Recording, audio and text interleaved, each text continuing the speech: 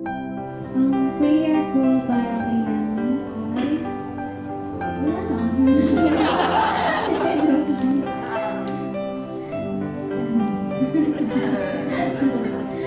Ano muna, mag-message mo.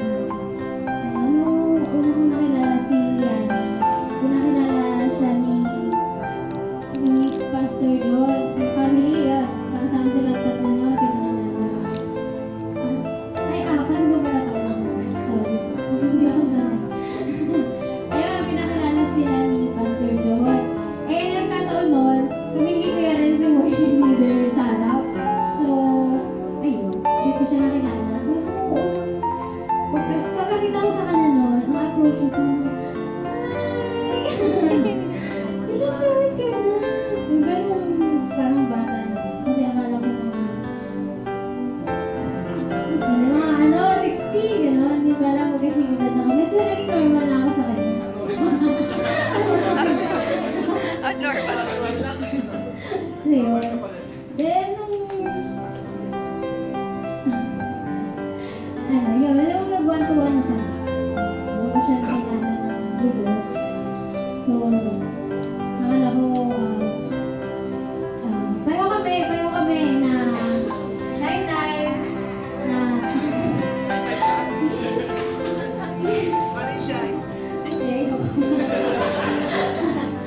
ayun, na, shake it na, pero nung mga chapter 3, 4, 5, 6, 7, ayun, na namin na example nung mga tuwan namin, hindi na ako makapagsalita.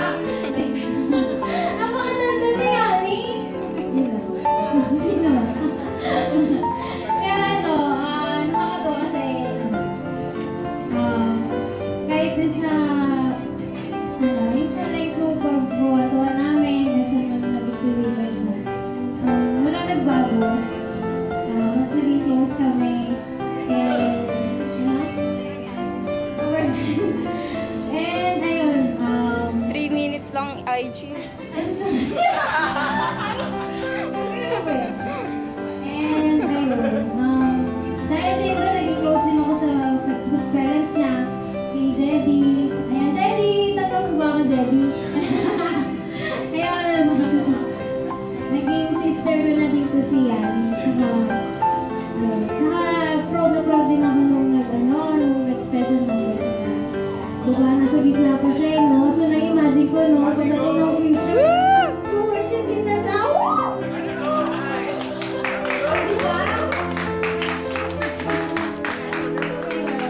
Kaya ano sa'yo, pakatong sa to, read your Bible every day. And pray every day. And huwag mo nakakalimutan yung, syempre yung one-to-one, and yung mga, and yung experience mo sa Ignite, diba?